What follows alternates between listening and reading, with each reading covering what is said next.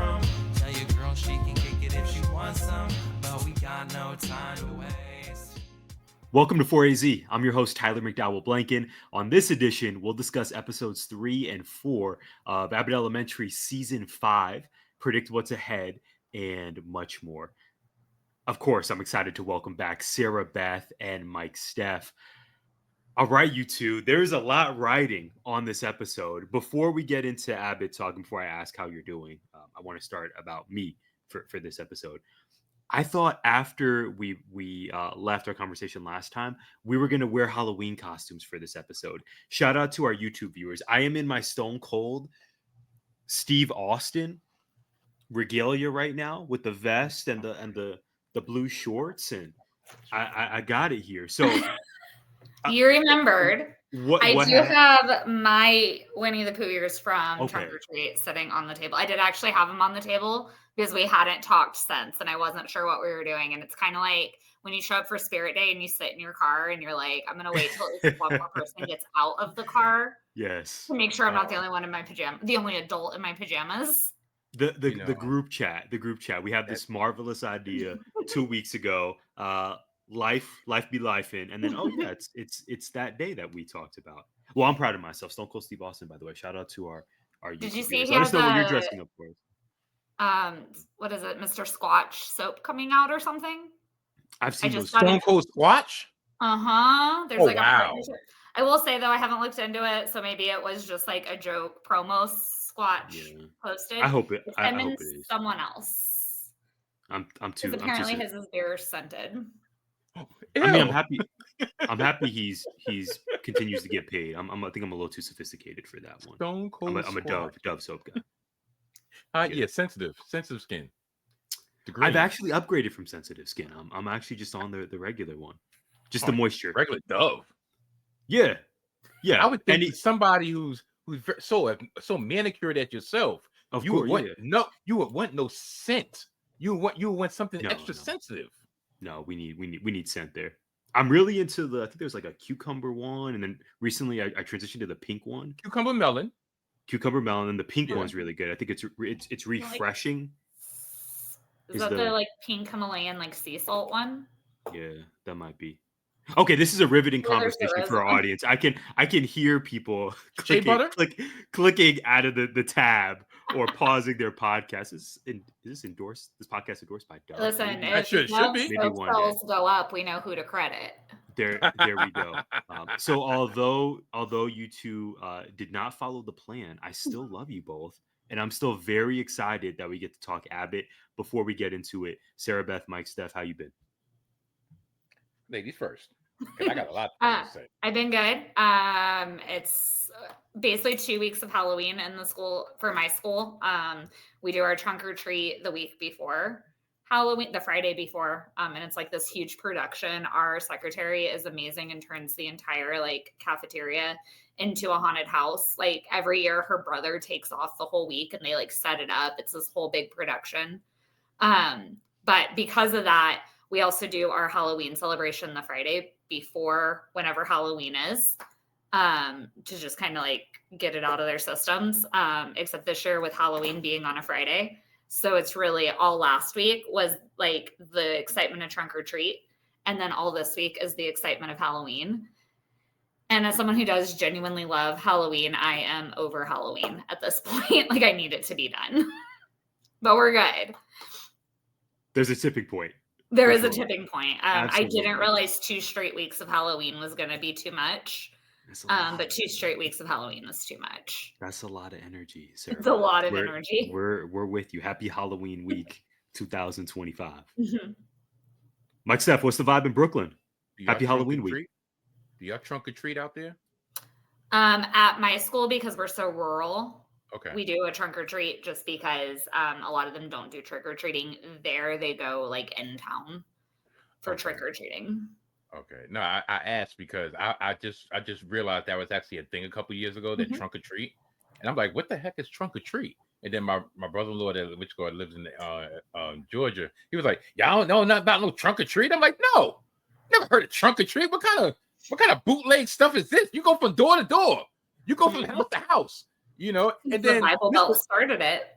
you know, and then Mr. Stone Cold over here with the vest on. Did we not have a pre-production meeting where we went over the rundown? Did he say anything about?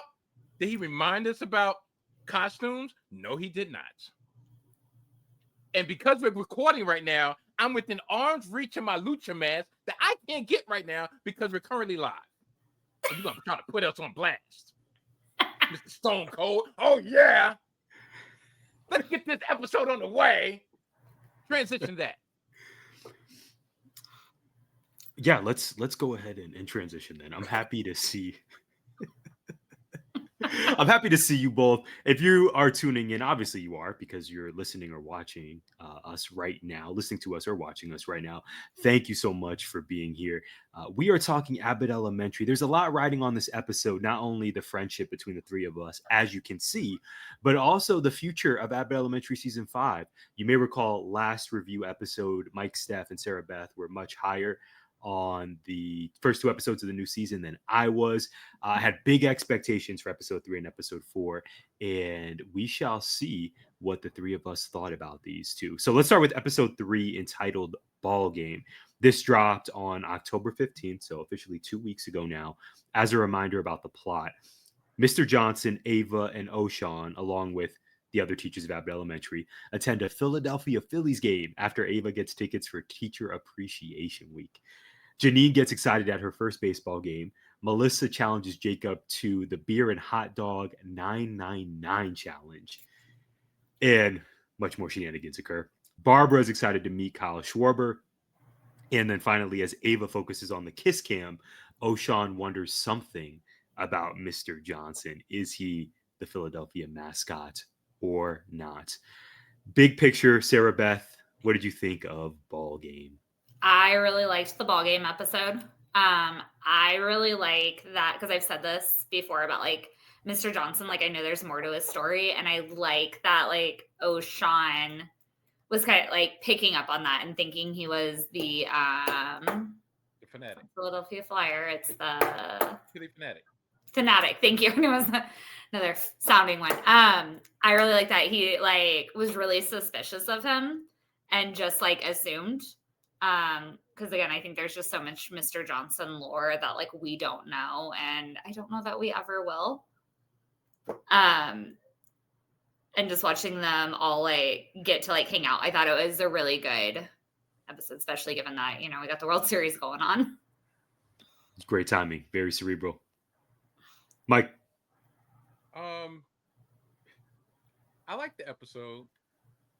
The one thing there was an Easter egg that should come into play later on in the season. At the very beginning, when they were in the teacher's lounge, and Ava was talking about the tickets, and she chose the people to come, and there was 2 people that were on the outside looking in, and he was like, Ava and her friends again, always. There's a reason why they said that. It wasn't just pettiness. It wasn't just saltiness of, okay, we're not in the in crowd, which I really would have found it very interesting to have one of them included in the ball game and into the trip. But just for them to say that out loud makes me wonder if something is going to come into play during the second half of the season that's going to cause a little tension between the main group and the people on the outside. Well, once again, the social worker we didn't see this episode. Actually, we didn't see in either one of these 2 episodes, and she was introduced in episode 2. But the new guy, I forgot his name already. But the new teacher, Barbara's old student, we didn't see him in episode 2, but he came back in episode 3 for a little bit. So, like I said, it seems like it's foreboding some type of tension that's going to go down the line. But yeah, the episode was pretty good. But O'Shawn, he doesn't know how to dress. That outfit was tacky. Like you didn't think he was looking fly? No, he had the hat didn't match the shirt, which didn't match the Canadian tuxedo. No, you're not a Canadian tuxedo fan. No, trust me, I do. But at least have the jacket Coordinate. and coordinate. Don't have some like Right. pink fuchsia type jacket with regular jeans and a blue hat. Sarah Beth, is Mike tripping, or are these fair criticisms? I'm gonna be honest, I couldn't tell you what his outfit looked like off the top of my head. Like, Yeah, I was just so happy he was back. I was lost in O'Shawn is here. The aura. I couldn't even remember. I remember the hat, but yeah, we've turned a corner on O'Shawn. This season needs him. I was very high on this episode. I do think it's funny that you pointed out that little Easter egg there, Mike, because my drive to work this morning, I was thinking about it, and I was like, I wonder if Mike picked up on that. That was legitimately my thought process was, did Mike pick up? And then I had that same thought of like, I wonder if this is going to lead to tension later, especially given, right, like and we haven't heard like if like everything that's with the district, like if they're done, right? Did they pay their penance with the mandatory icebreakers, or like is there going to be more? And I had that same like train of thought, and then I was wondering, is that where it's going to lead, right? If they're the ones that are always causing the trouble, then are we looking at like maybe they're going to be forced to split up or something? But I had that thought this morning just about like how it was interesting how he made that comment, and then how it was the same person you said we didn't see him in the second episode. Mm-hmm. And so I was like, I wonder if Mike's going to pick up on that. Like an eagle. Actually, maybe rephrase that. I was like, I wonder if I said, I know Mike will he bring it up? See? That's why me and Stevie SB. Yes. Love it. Clearly.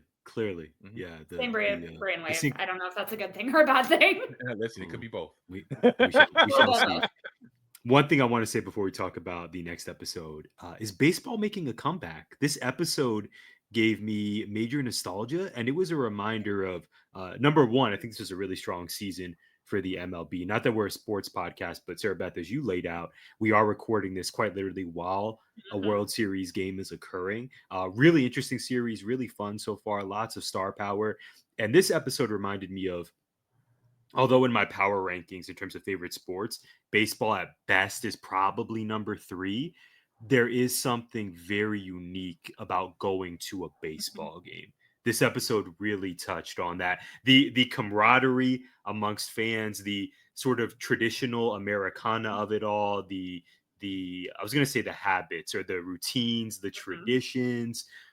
I don't necessarily get that same feeling going to a basketball game or to a football game. There's something about baseball that is not only so profoundly interwoven within the history of our country, but also just that collective experience. So is baseball making a comeback? I left this episode wondering that, and I think the answer is yes. I think so. Baseball is probably, up there, like probably number 2, only because I love hockey more. It's so much more fast paced, which is great for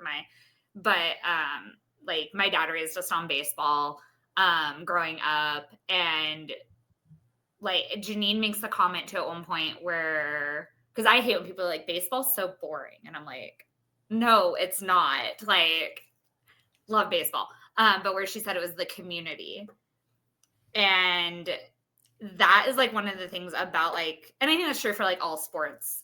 But I noticed, I think because baseball with the innings kind of being longer and you have more time to talk, like in between, that like I feel like the community is definitely more apparent within like baseball, and like maybe some of it like ties into that like Americana. I think to the history behind baseball. Thinking back where like she made a comment about how Mr. Johnson played for the Negro Leagues and things like that, which I'm like, did he, or like, are we just saying like the Lord? When we say things about Mr. Johnson, it's like, because I could believe it. And also, but like those pieces of like the history behind baseball is, I feel like it's always talked about more, right? Like in April, we have Jackie Robinson Day, and like those pieces are so much more like celebrated, I feel like, and so like the community. And so I don't want to say it's back because I don't think it ever should have left, but seeing it get like the recognition that it deserves, like seeing Janine go into it like very hesitant, one being afraid she's gonna get hit in the head with a ball, which is a genuine fear of mine, like every time I get it. And like Gregory be like, no, I'll show you like how to love it. And like her And just not he's being keeping able his to do it. stats while the game is going on, which he's quite proud of. That's so unique to the game. I like it. Mhm. And But so I really, it was a cool, but just like again, the community Mhm. aspect is always such like an important thing to me. And so like Right. seeing that get tied in. And spring training is a big deal out Spring here training. in And seeing her Arizona. like learn to enjoy it. Like, Yes, I've been to so many spring training games. So, well, that sounds like mhm, a flex. Let me rephrase that. I've been to more spring training games than I have actual in-season games. I mhm, don't think I've ever been to a preseason basketball game or a mhm. preseason football game, but there's just the vibe and the Oh yeah. positive energy We used around. to have like the triple. I think we've got like a triple A team now. We used to have like a double A, the Sidewinders. Me and my friends in high Oh, school sure, used to go to that. the Tucson Uh, Toros back in the yeah, day. Absolutely. Tucson. Yep, we used to go to the Toros games. We used to go to the Yeah. Sidewinders. We now Right. have Right. the what are they? The Tucson Soros, and it is like I think I've heard of that. it's newer. It's like $10 a That's ticket. They feed into dang. like the Pecos League. Like every time me and my friend, we like count down. We look forward to these games. Wow. Great photo opportunities at Yeah, these great photo games. Yes. opportunity. There's Yes. maybe 20 people in the stands. They're constantly looking for people to house the players because the players make like no money. And Oh, wow. so they'll be like, we'll give you season tickets. And like my friend one time made a joke and I was like, what is he gonna do? Sleep on like my pull-out couch in my living room? And they're like, yeah, they'll be so grateful. And I was like, that's a weird one. I don't know that I could explain. Extremely. Um, I think but Mike like, agrees with us. We don't need to convince him about baseball. yeah. Baseball But so doing much like a lot of good this like year. I look forward to that every year. And again, they're just Yeah. this little like Pecos League. I didn't realize how deep your baseball fandom runs. Those roots are deep. I didn't know that, Sarah Beth. It I'm glad I brought is, this up. yeah. Started in high school with the Tucson Sidewinders. Wow. Mike Steph, one of the biggest baseball fans I know. You've been meaning to jump in, Mike, before we talk about episode 4. Are you in agreement with us? Baseball is making a comeback, or it never no, left? no, I have no idea what you're talking about when it comes to World Series. Did the playoffs actually happen this year? I don't know. All I know is like the end of the season ended with a loss to the Marlins for my Metropolitans. So after that, I have no knowledge of what happened. I know the Yankees, which got underwhelmed again. You know, they disappointed their legions of fans once again. They didn't even get to the championship series. No, you know, they didn't even get back to the World Series. The Dodgers are back, but the Yankees didn't make it. But as for baseball, I don't know. The Knicks just tipped off. They're 2-1. Great. The Jets just won their first game of the season. Great. I think we actually have one less win than the Arizona Cardinals, which that means we're hot on their heels to overcome them for the #1 draft pick. But besides that, baseball having a comeback? No. But to get back on task, Ava and O'Shawn. Let's talk Being about the fact this is the first time that we've seen their dynamic this season, because this is O'Shawn's first appearance this season. At first, it started making me like, I told y'all there was something beneath the surface. Everything is not as perfect as it seemed. You know, she's going on and on and on about the kiss cam. She's totally not reading the signs of he's not really down for the kiss cam. She did make a comment of, well, this is the first time I actually been in the stands. Usually, with my boyfriends, with my men, they're actually on the field, and I'm on the, you know, that was high key shade right there. Like, listen, I'm not used to dealing with commoners like you, and you can't even do me a favor and give me a kiss on the kiss cam. Like, but at the end, when he did show her, like, listen, we didn't have to be in action to doing this, but I know you wanted to be on the screen with us kissing. I made that arrangement, so all well that ends well. But still, there's still something that's missing, because if it even bleeds into the second episode, game night, when they went to the DMV, I know she's in love, and I appreciate the fact that she's in love, but it's just so overwhelming. It's so out there. We know Ava is an out there person. With her feelings, not so much. So that's a surprise. But it's almost like she wants wants the public to see something that she doesn't believe in herself is truly there. It's almost like she's willing herself into saying, okay, this is the perfect relationship. This is the perfect man for me.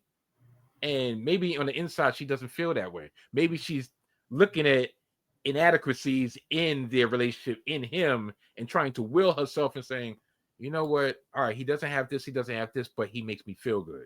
And it's manifesting itself as just outwardly boasting about O'Shawn. So that's what I took away most from Ballgame. Janine and Gregory, it's cute. The little girl won, and Sherba comes out, think he's gonna give this little girl, and she's like, I'm 29 and a half. So that was cute. Barbara got to meet. Sorry, yes, exactly. You didn't. Yeah, Barbara, finally Barbara getting to meet her. Yes. Meet her. Which Barbara got his name right. Yeah. Yes. So and she was nervous. She's usually cool as a cucumber, but she was nervous to meet her favorite ball player. How great was that? Yeah. So Ballgame was good. Not to blow my load, but I really think the next one that we talk about, that's creme de la creme of these two. To me. Well, that's quite literally a perfect transition for us, Mike. Let's talk about it. Episode 4, game night. Lots of games on this recap. Okay, here's the description in case you forgot. Gregory volunteers to host game night with Janine, Jacob, and their friends. However, his bland apartment, that's bland with a capital B, creates an uncomfortable evening. Elsewhere, Mr. Johnson, Ava, and the other teachers visit the DMV to renew their licenses. On its face, a pretty quick description, but there was so much happening within this episode. Sarah Beth, we'll kick it to you first. How did game night land with you? I loved it. I love Gregory and all his quirks. And just like how stressed out Janine was and like wanting to protect him. But also like he doesn't need to be protected. Like he was okay. Like when he found out where he's like, oh, this is like he doesn't know any better. And so like while those pieces were like very funny, and I think it like leads to that, right? Like we want to protect the people we care about. We want to encourage them to do things. But like had she just kind of had the conversation of like, hey, maybe we need actual seating. Like nobody wants to sit on an exercise ball all night. The bench press machine, the bench part, that's the seating. So the studio for him. Gregory's studio apartment. Come on, Gregory. And like those pieces, and just really relating to Mr. Johnson. Unfortunately, I've gotten a lot better over the years about taking personal time. Personal time as a teacher is very hard because I still have to make my plans, and that is extra work that sometimes I just don't want to. Like, how do you navigate but watching, and watching how like they all banded together to like help Mr. Johnson, and then it turns out he had a passport anyways. Of like going through all that at the DMV, was just like ridiculous and funny. And the other is I really like Jacob's love interest, and how just like genuine. I mean, I don't know that I could do it full time. I love him for Jacob. Like he is so genuinely like positive, and like I think she even says, and it reminds me of a conversation I had to ask her. I was like, "Hey, is Tyler always this guy?" Like, but where she said something about like, is like he really this nice or is he faking it? He's like, "Oh no, he just has a really high like emotional IQ," and so like just the way in which stone cold over here. Did I talk about my outfit? Please, I'm locked into what you're saying. I'm so glad y'all got. I love the couples featured in this episode. I do, and I think that's a really good partnership for Jake. Like I think that's someone that Jacob needs. Is just Jacob is such a wants to change the world and do all these things, but he also recognizes like the opposition that comes with like wanting to change the world. And so like he almost needs someone who is like irrationally optimistic to keep him going, because it can be easy. And kind of like our conversation, right? Like we can only change what like we can control, right? Like we can only control those certain things, like what we can change, but it doesn't mean we ever like give up. But when you're constantly facing battle after battle, like thinking about RJ, right? Like we're always going to have kids like RJ, that it can be really hard. And it's like when you have someone who is just so irrationally optimistic in your corner of, like, I think that's good for Jacob, given Jacob's focus on wanting to change the world. That he needs someone who can always like give him hope, or see like the good, or see. Especially coming after a pretty devastating breakup. Yeah. As well from last season. Granted, there were comedic elements, and who can forget the epic karaoke episode that we documented on this very show. But yeah, especially following a tough breakup, love this for him. Love when he found a partner with the right fit. They're great together. I hope we see more of them. I agree with you, Sarah Beth. Mike Steph, game night. What say you? You teased us earlier. You have lots of thoughts on this one. DMV, and then also I'm trying Gregory's to figure out apartment. which side I'm going to talk about first. You start. I guess I'll talk about the Gregory, the game night portion. There was so many one-liners, like when they was talking about the furniture, because he actually took the cushion out. I mean, we took the foam out the cushion because he felt it was too straight up admitted it, no hesitation. He was proud of himself. And he's going in there. He's like, yeah, it's kind of too soft, and it's losing its shape, so I had to take this, and now it's perfect. And I'm like, he's a freaking idiot. I mean, he's an insane madman. Gregory has never been relaxed a day in his life. Like, Then I think they would listen to Pandora, but he was listening to the free version. So they had all the ads. Yeah, the ads. My man didn't spring for the ad-free plan yet. How relatable. I'm like, this is ridiculous. But the part that killed me was two, and I actually I don't want it to get copyright stricken, so I'm not gonna play it.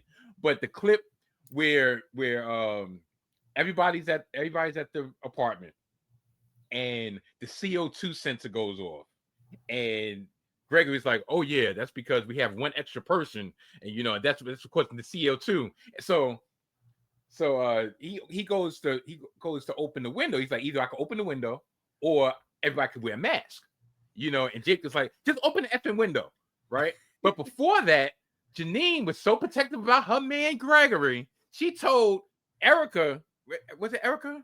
Yeah, yes, Erica. She told Erica's boyfriend, well, tell your boyfriend to be quiet. So CO2. Yeah, she was standing up for her man, like you said. She was willing to be a human hand towel because Gregory didn't have any more paper towels, and he thought the usage of one hand towel for multiple people was disgusting. So she was like, "Listen, my shirt is terry cloth. Just wipe your hands on me." Now, this is what I'm calling that. I swear, she should get the Tammy Wynette Award, Stand By Your Man, because that was wonderful. That's something out where maybe my wife wouldn't have gone to the point of, yeah, wipe your hands on me. But that's how protective my wife is of me. Like, you say something, you look at me wrong, and you just have a cut of the eye, and she's ready to cut your eye out for real. Like, leave my man alone.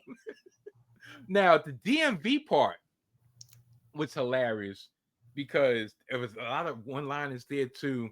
Ava going off with the pictures, and this is what I mean to bring up about the O'Shawn part bled over to the DMV when she was on taking the pictures, and the guy wasn't waiting long enough for her to get the actual pros, and because she, out her words, my face card never declines. So when she was getting aggravated, and she's like, my man can hack the DMV, and blah blah blah. He's part of Anonymous, but he's too fine. They won't allow him to wear. They don't want him to wear a mask. And I'm like, great line, but I'm like, you have to be overcompensating for something, because how did it come from you taking an ID picture with your vain self and then not getting it right to my man is so fine that, like, how do you me like that. Like it's only Ava can do that, and then the hijinks with Melissa and which go and Barbara saying she didn't know what speed bumps were. Now my sister's gonna be upset at me because I'm gonna put her on blast. So couple years ago, when me and my sister saw first going on lunch dates or whatever, near her house they have speed bumps, but they have like little mini speed bumps. So I slow down to go over it. She's like, "Why are you slowing down for?" I was like, "Those are speed bumps." She said, "I just go over those." Sometimes they jump a little hard, but it just. I was like, "They're meant for you to slow down." She's like, "Oh," I'm like, so when I saw that, I'm like, Barbara and my sister the same mind wave. Like speed bumps, shoot. It says 25 miles an hour. Why? I actually did that one time and didn't realize that mile per hour for a speed bump is for a reason. Because I just went over and I really kind of almost screwed my car up. So I was like, when it says 15, that means relax. That 15, means maybe 20. it's not a recommendation. Okay, Vin Steph over here. Watching her have to take the test really killed me. And I'm gonna show my cards because I was a terrible driver. I was in more like fender benders, like no one ever hurt, but like I hit some mailboxes and backed into a couple of cars and learning to drive. I am much better. I have not I look back and I'm like, yeah, you know how they talk about like some states have laws where like if you're under if you're like 16, 17, you can't have any friends in the car. You can only have like family. Really? And things like that. And I remember thinking like, oh, I'd be so mad. Now I look back and I'm like, yeah, that like should have been implemented. Like, sorry, mom and dad, I love you. And that got real. Yeah, I did. We appreciate the confession, Sarah Beth. I am nothing but honest. But there were times where I'd be like, well, I didn't know, or like I got. Yeah. It took me years to get my license. I was. Oh, please after you. I was very nervous about the whole driving experience. Yeah, I did fail my permit test, the written test, because they like studying stupid. I failed so I called for Barbara. I was like, oh. Test. Except I don't think we even left the DMV. I went in the back where they had the cones set up, and I didn't even pass that. I said, "Oh wow, I failed. This is not as easy as first on the PS2." Yeah, so here and now I think they've done where you can either opt for the 3-point turn or the parallel, and I've never had to parallel in my life. No, I know, Mike. You live like same. Never. Yeah, no. In Arizona, no, we don't need this. Yeah, just go drive right in. At the DMV here in Pima County, they had you do the parallel first, because if you failed out, you were done. And so they didn't want you to go through everything else. And so like the first time I did it, failed out very quickly. And my dad, God bless my dad is a wonderful man. He realized real quick, parallel parking was never going to be a skill of mine. And this is what 2006, like pre like backup cams. And so he took me down after hours and he figured out where he could stand where they wouldn't see him. And he told me like when to cut my wheel and like, yeah. And so he stood where like they wouldn't notice him. Like he was like hiding. You could see him, but like, that's beautiful. And that is the only reason I passed the parallel like parking portion, is because my dad, God love him, that man, he was like, oh, she'll never get her license. Like, that's beautiful. That's a dad right there. It is. He is. My dad is a ride or die, always has your back, and that's the reality. Sure. Like I will drive around the block. I'll pay triple in parking if it means I don't have to parallel. Like. So what age did you get your license? I got my permit at 15 and my license at 16. And Tyler, what age did you get your license and your permit? Well, I think my permit was 17 and license wasn't until 22. Okay. Really? Yeah. Late bloomer. I got my permit. Ooh, I want to say. All right, I got my license when I was 20. Actually, it's been 20 years. 20 years. So I got my license when I was 29. And I got my permit when I was 27. York, right? Huh? Yeah. So you didn't have to have it. The right? only Like, if we wouldn't have moved to Pennsylvania and lived in Pennsylvania pretty much for 6 years, okay, I probably would not have gotten my license. got it. Yeah. Real short thing, because I don't want to monopolize the time because we gotta get back on Whenever track. I have questions about 22.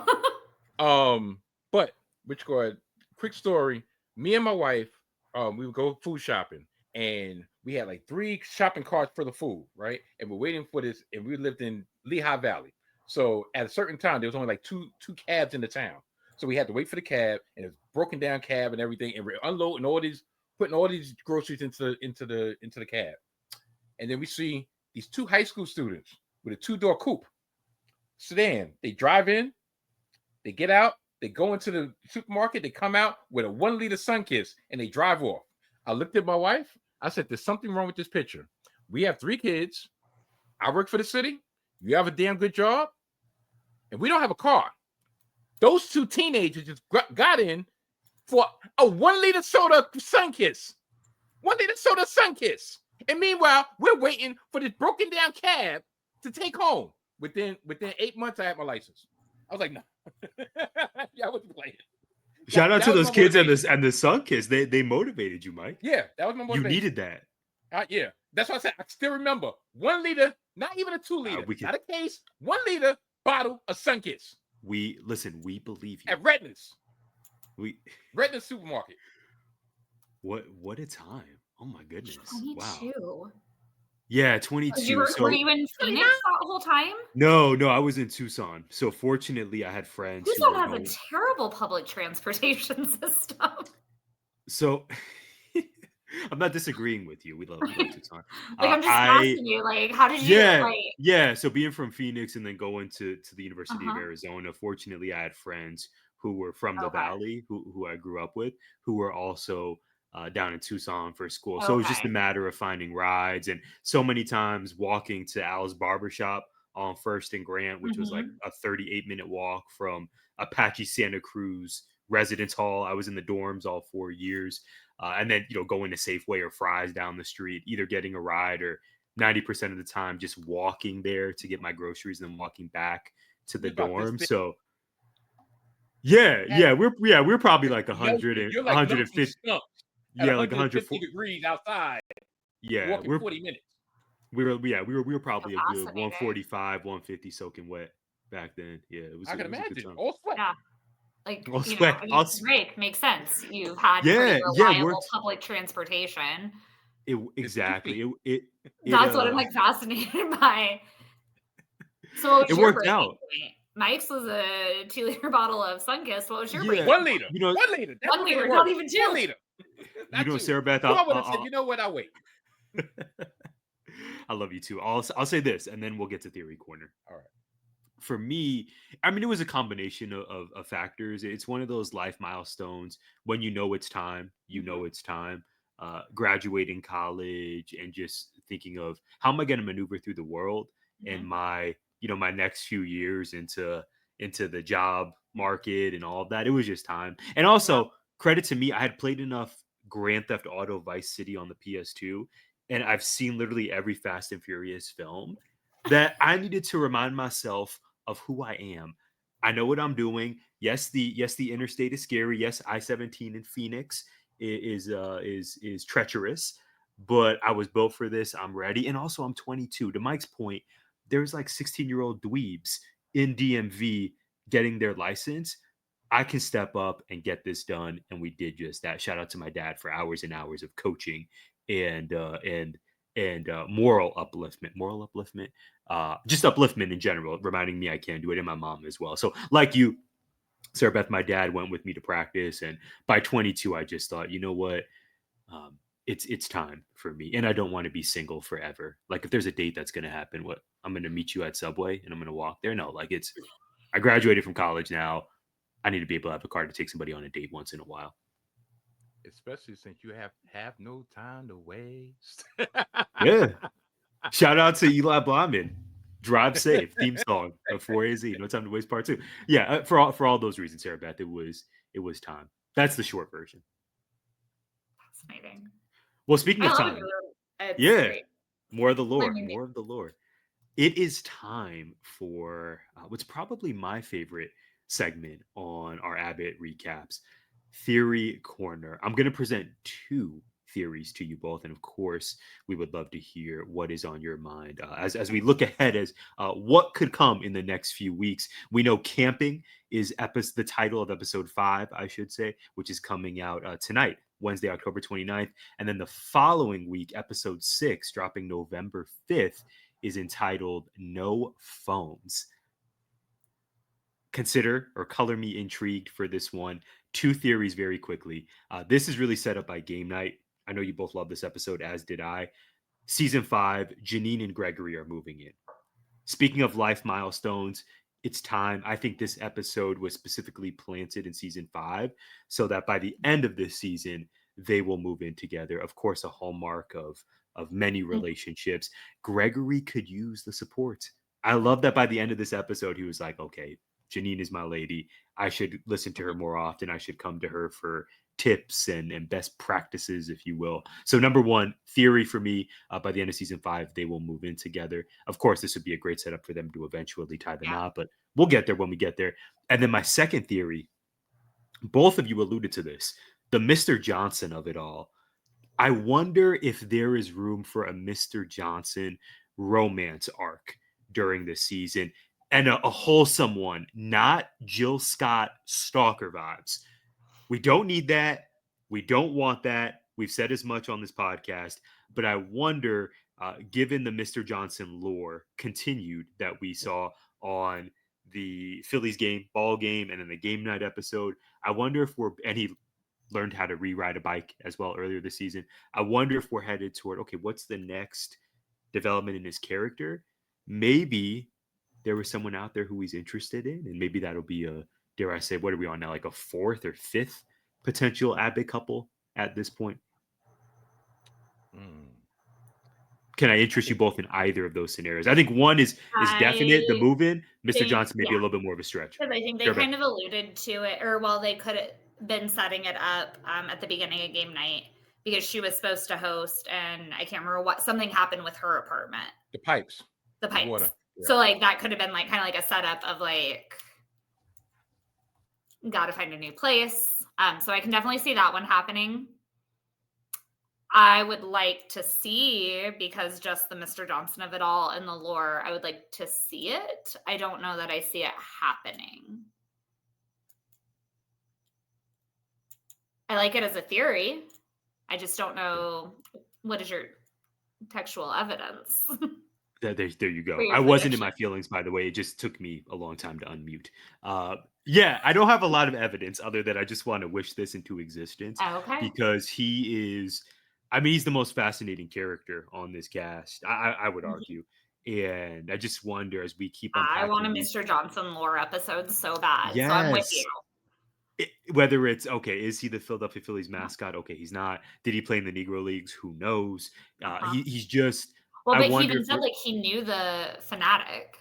Right, he knew the fanatic, and then at the DMV, he ran into his old colleague who, So I just wonder if there's an avenue where, you know what, maybe a Mr. Johnson love interest or a love angle. Not a lot of evidence, just going off of vibes, Sarah Beth. Oh, or what was it? The Bayou Bruiser.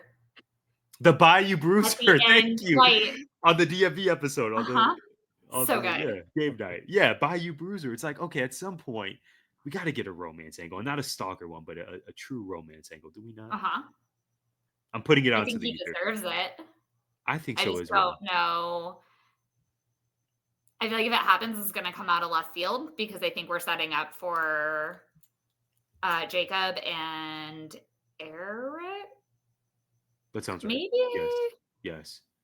And then we keep going back to Erica. So I'm thinking maybe, I don't know.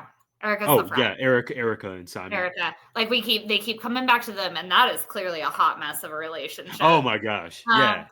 That someone else's apartment? That was crazy. Yeah. Oh, they're just, they break up at karaoke and they're back together 10 minutes. I think that is intentionally done to balance out the Janine and the Gregory. For sure. I love it though. They're happy, so whatever. Yeah. We do have a lot of romance. We do have a lot of maybe this could be a season situation for sure. Ava and Oshawn, as Mike pointed out, that's of course always lingering and super mysterious right now. They can take their time with Mr. Johnson's arc there. We're very patient here at 4AC. We are. Yeah. Mike Steph. Also, what happened to Melissa's relationship? We haven't seen old boy the whole season. Yeah, the situationship. We haven't. Yeah, we like- don't like- see him a ton. Yeah, but I'm just saying he hasn't even popped his head in not once. You haven't even heard of anything. I mean, the only When was the last time we saw him? thing Was you've it heard about with the dynamic of, that Jacob is still staying with her. Mhm. That's it. You don't hear anything else. Mhm. It's almost like they have more of even though it's not a romance, but it's almost like they have more of a bickering romance than whatever Melissa and the firemen used to have. Now as for Derry, all right, I'm gonna go on the Mr. Johnson vibe, but totally different. For some reason, it's pointing to Mr. Johnson ending up retiring at the end of the year. I don't know. It seems like from the DMV, him going on his long lost vacation, long awaited vacation. He learned how to ride a bike for the first time, and he's in his 60s. He went and caught up with his old friend, the Philly Fanatic, his old friend at the DMV. It's almost like he's doing a retirement tour to a certain degree. So it would not surprise me if toward the end there's an arc that he's thinking about hanging it up for good. Like I said, I don't know. There's something is nagging at me about Mr. Johnson that he's not long for this anymore. Like I said, I don't know. Maybe I'm reading too much into the personal or what have you, but it's just something. Every time I see him on screen, I'm like, I can see him hanging it up. So yeah, that's my theory. But we did predict Barb all last season, and so far none of us have been right. Thank God. Barb just without Barb, I wouldn't say it was directionless, but she is the North Pole. As a matter of fact, she's the North Star of this show. She doesn't need to be the main character. She doesn't need to have the main storyline, but having her having everybody in her access just makes it what it goes, what it is. So yeah, so I don't. But at the same time, with Mr. Johnson, I'm not saying he's expendable. No, I'm not saying that. But I don't know. I just see. I could see him wrapping up, and then maybe if there's a season 6, he come in sporadically. Throughout the season, like, oh, what's Mr. Johnson doing? Oh, aren't you retired? What you doing here? Well, yeah, I don't know. That's my theory for this week. Yeah, some guest appearances. I do have a theory. Usually I do not. I think someone from Abbott is watching our podcast. Really? Because what was it Mr. Johnson said to O'Shawn at the ballpark? What did he call him? Who did he call him? Shamar Moore. If I distinctly remember, say that we get somebody has a strong distrust of light-skinned black men, thanks to Tyler Perry. Specifically, I have not seen the movie, so I don't know which one. But you have specifically mentioned Shamar Moore by name, Tyler. So that's my little. Because I heard it and I was like, what? Yeah, it stuck with me as well. Yeah. And so that's my little that somebody in the writer's room or something. I mean, we do have our yeah, that's right. There is that's right. Yeah, that's right. Zinnia's all me, so absolutely shout out Zinnia 100%. Yeah. We're connected. She sure is. Oh, wow. That's our DMs are open. I like to think, and again, maybe I'm just being, delusional. It's fine. That was a nod. Maybe a tip of the calf. That's my theory. Okay. Well, we're rolling. That I'm going to believe is real. I'm going to manifest it out there. Yes. Period. I love that for us. Yes, exactly. You two know what it's time for. We're going to roll into our exit ticket next. Rather than calling this an MVP pick on this episode, I want to know, we'll start with Mike Steph here. Mike Steph, who is earning your A+ from this 2-pack? You know what? I usually don't. This is usually not my go-to, but I will actually say Janine. Janine gets my A+, or behind the scenes speak. Janine gets my 4. She's such a little kid. Because ball game was, she wasn't the main character, but at the same time, her initial experience at a ball game was actually kind of, that was the narrative throughout throughout the episode. You know, she not realizing different customs. She's thinking there's halftime and not innings. Why is the person getting up and dancing? There's nothing going on.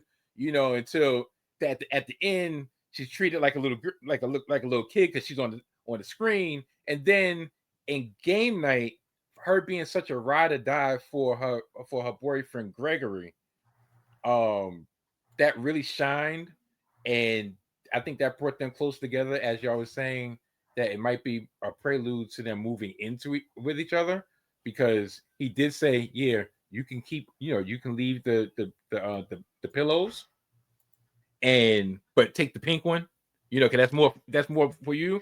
That was almost like a compromise. Like, okay, it was almost akin to when, and I don't know anything about this, of course. Shoot, it's been so long ago, but it's almost akin to when you have a significant other and y'all start dating, and then y'all make that next step, and they give you drawer space or they give you closet space. It's almost akin to that. So yeah, I picked up on that. So Janine gets my A+. And like I said, I'm usually go with somebody else, but yeah, I'll give it to Janine this week. Sarah Beth, I love it. It's really between two. I'm gonna give it to Gregory. For similar game night. Just how much growth he has made. And being willing to step outside of his comfort zone, and recognizing that just because he's comfortable, other people might not be. Him just willing to host and invite people in is a huge step for him, because prior to Janine, he was always he's very interesting because he's so private, but also very involved in community and things like that. But I wouldn't have seen him earlier, inviting people into his home and be like, no, it's fine, I've got it. And then I did love how type A, he had checklists and he had Google form surveys. And even when Erica's boyfriend shows up and he hadn't filled out the form, he'd been sent it and didn't respond. Right. And he just kind of make a comment, which he's going to, and that's it. But I think before then it would have been he would have been more passive aggressive through the night towards him for not.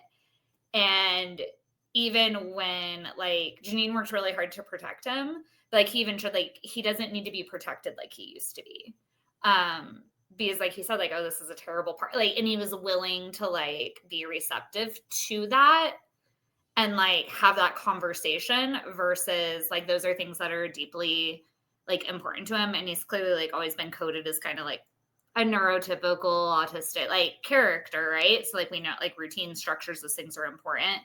And I think he another part would be Sheldon, right, from Big Bang. He would have lost his mind, to where seeing the growth of Gregory, he's not compromising who he is or giving up what he believes in, but he's also recognizing that it takes compromise to be in a relationship, not only romantically, but as friends, right? If I want Jacob to want to come back into my home, I can't force him to wear a mask. And those pieces. And so I think we've seen so much growth, but this was one of those episodes that really are evident of the growth that he has made. And so it's been cool to watch. So he gets my A+. Well said. I mean, you two have the best selections. I guess I have to break the tie. I'm going to go with Janine. Janine has earned my A+. Sarah Beth, you have an incredibly strong case for Gregory, but yeah, you know what the deal is here. Janine now. Gregory doesn't look like Janine. I get it. He's very handsome. Janine discovering this newfound love. Tell me I'm wrong. And appreciate it. Yeah.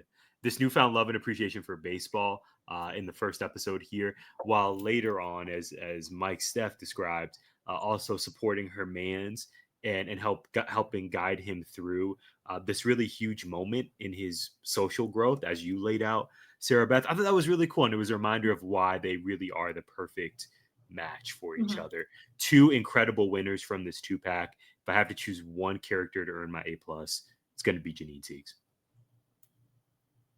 Yes, I agree. That's a great decision. You know, I think you need a Steve Weiser for that.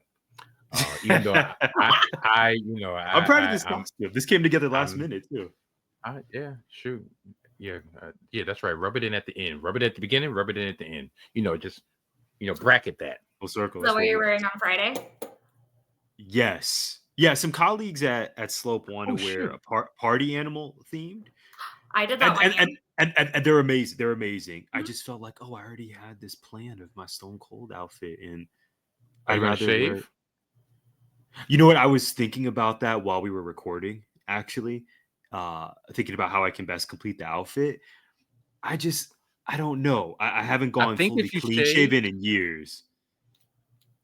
Fully, no stub at all. Just totally. It's been a few years since that. I don't know if I'm ready. No, I think I got video evidence to say it's probably maybe been a year. That's been years. We would love to see that evidence. Trust me. I'll put it in the DMs. Don't worry about it. But no, I personally think you shouldn't go clean shaven. Not so much because that it wouldn't give the Stone Cold look, but I think two things. One, it would give more The Rock. Mm-hmm. And this is my personal jab at you. It would give more Maven. Another famous wrestler. That is well known as Stone Cold Steve Austin or The Rock. I got The Rock and I got Stone Cold. Maven. Yeah, he's popular on YouTube now. He seems like a good dude. They're like, oh shoot, that was Maven. I will take it. I will consider your ideas, Mike Steph, and rest assured on our next podcast, I will report back and I'll share with our audience how everything went down on campus. So we'll see, Sarah Beth. If I want to be a team player, I'll do the party animal theme.